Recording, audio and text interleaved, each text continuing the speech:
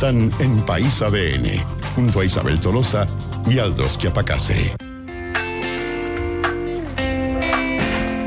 La ciberseguridad sigue siendo un tema trascendente e importante, no solo a nivel planetario, sino que fundamentalmente también en nuestro país.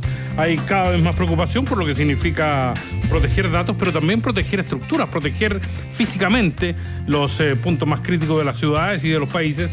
Y en ese sentido el debate parlamentario ya ha comenzado y está desarrollándose, Isabel. Claro, ciberseguridad de la mano de la inteligencia artificial, hay tanta tecnología que aprender, hay tanto que cuando la usamos bien, ¿no? La tecnología puede ser de un uso interesante para el desarrollo humano. Estamos junto a Luis Abril, miembro del Consejo Ejecutivo de Indra y VIP Senior responsable de Minsight. ¿Cómo estás, Luis? Gracias por estar con nosotros hoy día. Muchas gracias a vosotros, Isabel, Aldo. No, cuéntanos un poco cómo la tecnología se pone al servicio de la ciberseguridad. Eso es la gran pregunta. Cómo en el fondo lo que está pasando y los grandes cambios hoy día pueden ayudarnos. Bueno, la ciberseguridad es verdad que yo creo que entendida de manera simple puede simplificarse y llevarla al mundo simple de la protección de datos, pero va mucho más allá realmente. Los ciberdelincuentes se sofistican día a día. Yo creo que el mundo de la ciberseguridad y de la ciberdelincuencia es cada vez más complejo.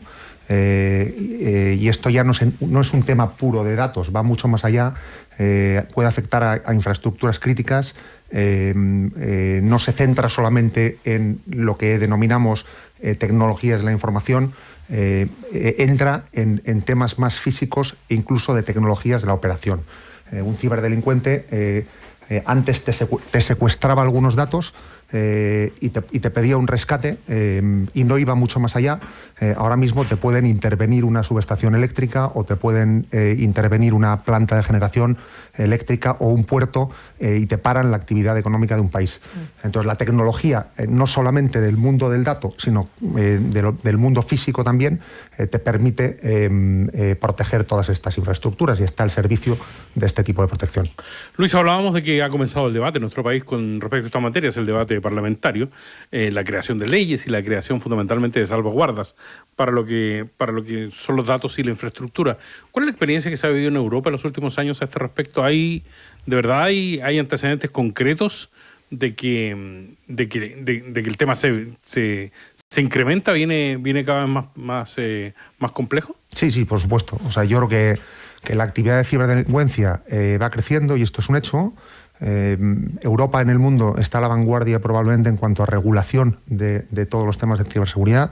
De hecho, hay una directiva europea, la denominada NIS2, que regula todo esto y que tiene que transponerse, y los Estados miembros de la Unión Europea tienen que legislar en base a esta directiva. Es una directiva, como digo, bastante avanzada, que tiene en cuenta muchas de las dimensiones de la ciberseguridad y que exige protección de determinados temas. Habla de la soberanía del dato, habla de mecanismos de protección de infraestructuras críticas, de todos estos temas que estábamos comentando antes. Como digo, Europa probablemente es el país más avanzado en estos temas y Chile acaba de promulgar una ley marco para regular la ciberseguridad, que está en el mismo nivel de avance, en un nivel de avance muy similar a este nivel de la NIS2 que os comentaba en Europa. Chile probablemente en América es pionera y yo creo que es una regulación efectivamente muy necesaria, que ahora tendrá que aterrizarse con reglamentación concreta, pero que es muy necesaria para regular el futuro de alguna manera. Luis, uno se imagina cuando hablamos de ciberseguridad que son como centros de defensa súper sofisticados. Uno ve las películas de ciencia ficción donde prácticamente te escanean todo el cuerpo completo, la huella, los ojos. Cuando estamos hablando de que la tecnología se pone al servicio de la defensa, ¿qué es lo más innovador que estamos teniendo hoy día? Bueno, ahí es verdad que dentro del concepto ciberseguridad, ciberdefensa, se mezclan muchas cosas. Yo creo que aquí los temas más básicos probablemente son centros de identificación de ataques, donde tienes a gente monitorizando y levantando alarmas cuando hay ataques en casi cualquier contexto. Muchos de estos ataques tienen que ver con la protección de los datos. Estos son lo que se llaman SOCs, o centros de detección de ciberataques, que en concreto en Minsight tenemos 4 a nivel global, uno en España, otro en Alemania, otro en México y otro en Colombia. Y que son un poco la base de toda esta gestión de la ciber. Pero hay cosas mucho más sofisticadas que tienen que ver pues, con la encriptación de datos a través de tecnologías como blockchain, o temas también asociados a la identificación de las personas de manera digital, con biometría, con el iris, con la huella dactilar. Todos estos temas se ponen de manera conjunta al servicio de la protección de personas y de infraestructuras. Luis, como sabrás, el tema de la seguridad está muy en boga en Chile en estos momentos, y hemos tenido, a propósito de la biometría y del control de ingreso, un par de debates muy acalorados en el último tiempo. Uno a propósito de un mercado, el mercado de los valledores en nuestro país, que implementó un sistema para el ingreso de los usuarios, y el otro el de los estadios. Para ingresar al fútbol, fundamentalmente las barras bravas tienen obligatoriamente aquí a final de año que ingresar a un sistema de biometría de selección de quién ingresa. El debate es ¿qué tanto invade aquello nuestra privacidad? ¿Por qué tenemos que entregar todos nuestros datos para ingresar a comprar o ir a un evento público? En un debate que también rozó a España hace algunos años en términos de la detección de identidad por el iris. ¿Qué hacemos en ese respecto? ¿Cuál es tu impresión al respecto? Bueno, yo creo que hay que buscar un equilibrio, básicamente. ¿Vale? Porque es cierto que yo creo que en determinados momentos algunas de estas tecnologías pueden llegar a ser un punto invasivas, entonces hay que buscar un equilibrio y legislar, básicamente, o regular hasta qué punto te puedes meter en la vida privada del ciudadano.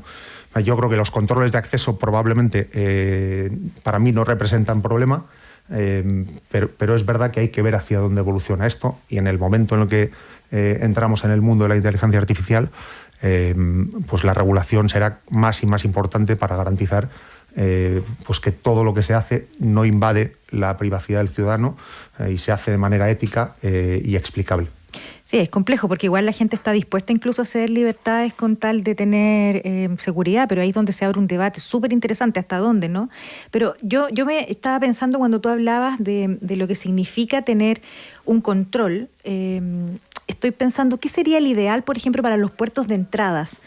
Cuando tenemos hoy día un problema migratorio fuerte, pero también tenemos un problema de crimen organizado fuerte a nivel mundial, ¿qué tecnología debiera sí o sí tener una entrada a un país, una entrada a un puerto? ¿Cuál es esa tecnología que nos falta en el fondo, por ejemplo, en América Latina, para poder trabajar mejor y controlar de una manera más sistémica? Bueno, existen tecnologías que permiten controlar de manera sistémica las entradas en fronteras. Nosotros las tenemos. Las aplicamos fundamentalmente en aeropuertos. Son las denominadas e-gates o kioscos donde te tienes que identificar forzosamente con un pasaporte, con algún documento de identidad. Claro, eso es como lo que uno sí o sí debe tener, pero uno dice, ¿hay algo más sofisticado que podríamos tener más control? Yo creo que a día de hoy con eso se controla razonablemente bien todo. O sea, es verdad que a medida que avance la sensórica, pues probablemente se pueden simplificar los procesos. O sea, yo sueño con el día en el que yo pueda entrar en un aeropuerto y casi no tenga ni que sacar el pasaporte, ni que poner la maleta en la cinta. Bueno, efectivamente, que te escaneen, que te hagan un scanning completo y que con eso pues te dejen entrar o no en el avión o en el país. Yo creo que la tecnología irá avanzando en esa línea. ¿No te asustó eso? Que ya que nos tengan identificados completos. Bueno, yo creo que ahí es donde entra el tema de la privacidad y la legislación y la regulación, que efectivamente tendrá que avanzar de acuerdo a la situación en la que estemos para buscar el equilibrio que decíamos. Conversamos de ciberseguridad con Luis Abril, miembro del Consejo Ejecutivo de Indra. Luis, estamos en un mundo en constante conflicto, en conflicto entre naciones, en conflicto entre grandes organismos. Resurge la OTAN como un método de defensa. En términos de la seguridad de los países, ¿cuáles son las principales amenazas hoy día?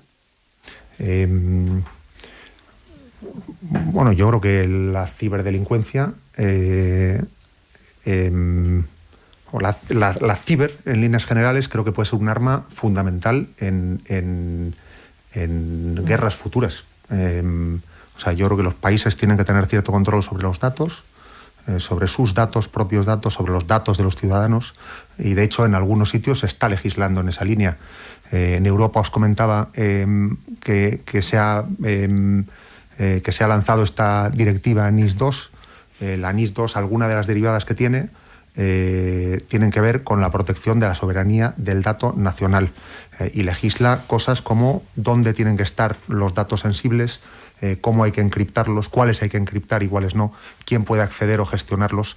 Yo creo que todos esos procesos es importante que estén claros, porque yo creo que en un mundo complejo como en el que vivimos, pues hay guerras futuras donde toda esta gestión del dato y de la ciberdelincuencia pueden jugar un rol. El control de las vías eléctricas, por ejemplo, de los ferrocarriles. Bueno, el tema de las infraestructuras críticas, por supuesto que también. Y que ya ha pasado, ¿no? O sea, ha pasado, sí. O sea, yo comenzaba la charla hablando de los temas de los datos y hablando de la ciber como forma de proteger los datos, porque es verdad que es la derivada más inmediata, pero a través de ciberdelincuencia se pueden atacar infraestructuras críticas, se pueden atacar, como decía, centrales de generación eléctrica, puertos, se pueden atacar instalaciones mineras.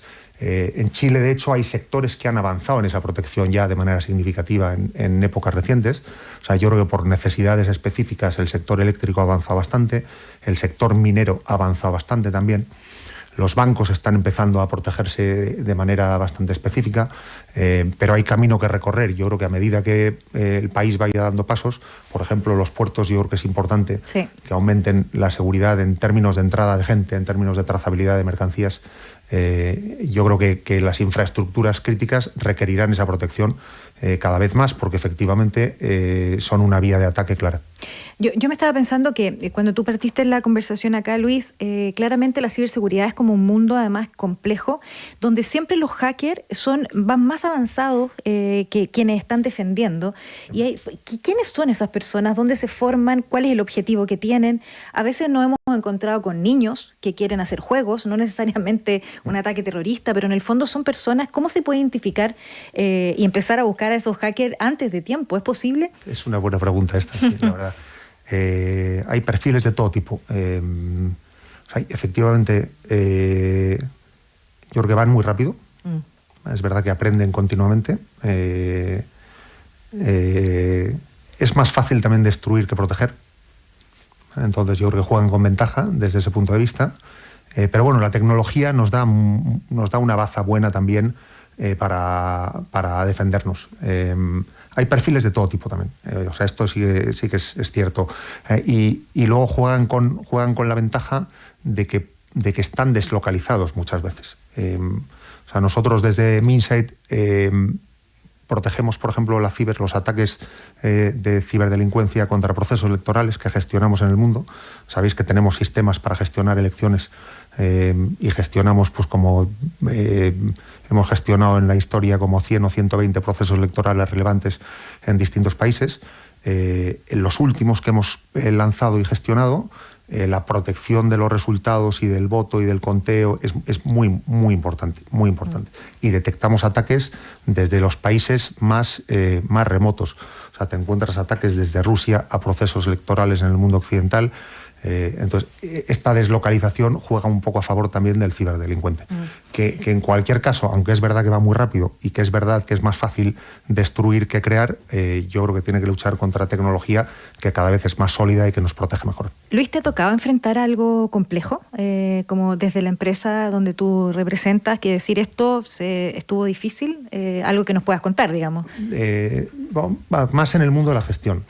Más en el mundo de la gestión. Yo creo que la tecnología que tenemos es una tecnología que está probada y que funciona y que los proyectos que lanzamos normalmente tiene éxito.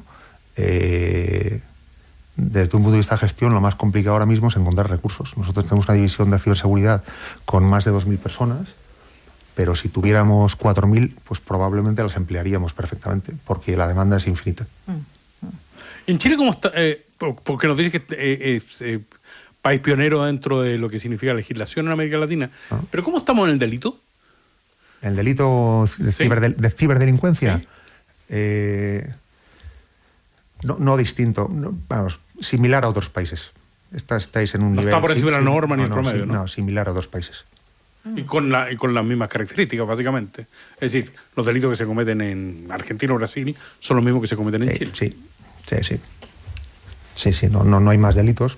Esto es cada vez más global, de todas maneras. Esto es cada vez más global y no hay razones para pensar que en Chile o en Colombia las cosas son muy distintas. Uno se pone a pensar que en el fondo los delitos detrás de esto también, más allá de causar daño, también de generar fraude, lo que más le preocupa de repente a la ciudadanía, estamos hablando de defensa internacional, temas de guerra, etcétera, pero también tiene que ver con la protección de tus datos bancarios, que te puedan atacar y robar tu plata. Y ahí nos hemos encontrado de repente con situaciones complejas. Por ejemplo, en Chile hubo una banda hace unos años que atacaba a través del sistema desde Canadá y comenzaba a meterse en las cuentas bancarias. ¿Cómo proteger al ciudadano desde eso? ¿Qué leyes lo pueden proteger hoy día? Bueno, yo creo que hay legislación asociada al sector bancario que tendrá que ir saliendo poco a poco, como derivadas de toda esta normativa genérica más transversal de ciberseguridad.